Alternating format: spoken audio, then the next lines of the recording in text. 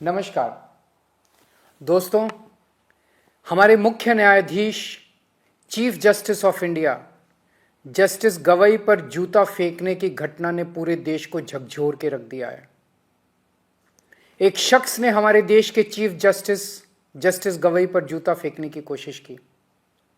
इसके बाद social media पे जस्टिस गवई को मारने, पीटने और न जाने किस किस तरह की हिंसा करने की ढेरों धमकियां दी जाने लगी। अलग अलग तरीके से उनका अपमान किया जाने लगा।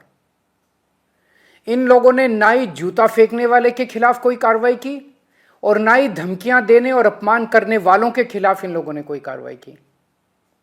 ऐसा लगा जैसे ये सब एक सुनियोजित, सिस्टमैटिक तरीके से किया गया एक षड्यंत्र है। इस घटनाक्रम के जरिए इन लोगों ने समाज के दो तबकों को बहुत कड़ा संदेश देने की कोशिश की है, एक दलित समाज और दूसरी न्यायपालिका।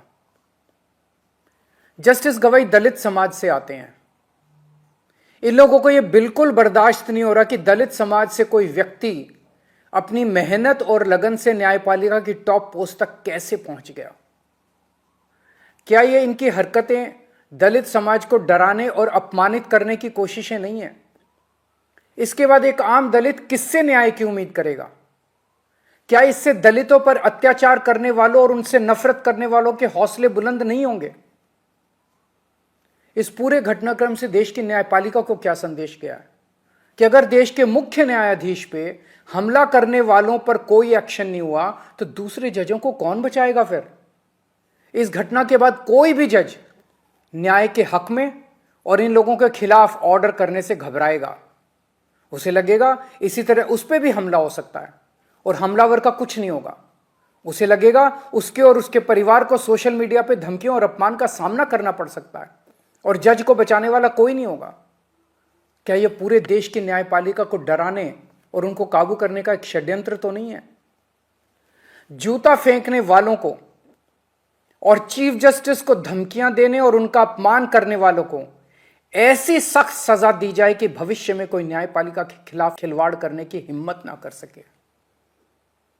चुनाव आयोग, मीडिया और विपक्ष के बाद अब यह न्यायपालिका की आवाज को दबा के पूरे लोकतंत्र को खत्म करना चाहते हैं। न्यायपालिका की स्वतंत्रता हमारे देश के अस्तित्व के लिए अहम है। न्यायपालिका का यह अपमान देश के संविधान का अपमान है, बाबा साहेब का अपमान है। यदि आप सच्चे देशभक्त हैं तो आप चुप नहीं रह सकते। बोलिए, उठिए और न्याय की रक्षा के लिए आवाज उठाइए। मेरी तरह आपका भी खून जरूर खोल रहा होगा। जय हिंद।